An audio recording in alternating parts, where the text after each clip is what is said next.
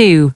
The eyes of the world are once again on Geneva, where the United States and Iran are locked in high-stakes negotiations over Tehran's nuclear program.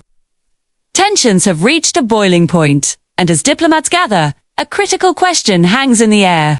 Will these talks lead to a breakthrough for peace, or is the Middle East inching closer to a devastating war? For months, officials from both nations have engaged in a delicate dance of diplomacy, trying to hammer out a new agreement.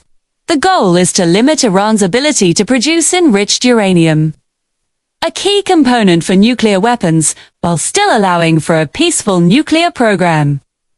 After previous rounds stalled, indirect talks, with Oman acting as a crucial mediator, resumed this past February.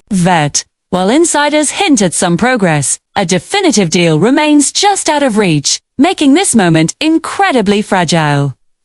This is a true tipping point, because we're re-witnessing a dual strategy of diplomacy and military pressure unfolding in real time. On one hand, Iranian officials have publicly stated there's a good chance for a win-win deal, one that respects their right to peaceful nuclear energy, while satisfying international concerns. But on the other hand, the United States has been anything but passive. An impressive display of military might, including warships, advanced aircraft, and thousands of troops, has been positioned in the region. US leaders have been clear. If diplomacy fails, all options remain on the table. This combination is a high-wire act. Success in the negotiation room could de-escalate the situation entirely. But if the talks collapse, the significant military presence means the region could spiral into active conflict, potentially pulling in Iran's powerful regional allies. So, what are the roadblocks preventing a handshake? The core of the disagreement lies in a few key areas. First, the level of uranium enrichment.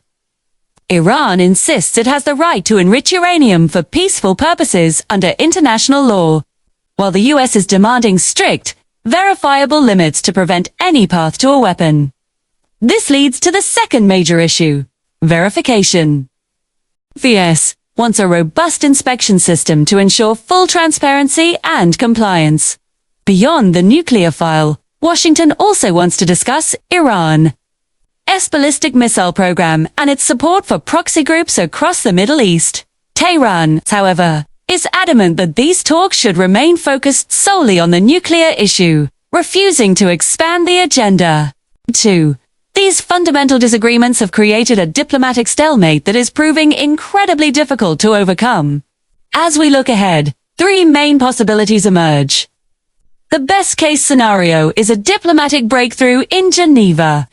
If both sides are willing to make meaningful concessions, a new, enforceable agreement could be signed, pulling the region back from the brink of war. A second, more likely scenario is a continued stalemate. The talks could drag on without a resolution, leading the US to maintain or even increase its economic sanctions and military pressure, hoping to force Iran's hand down the line.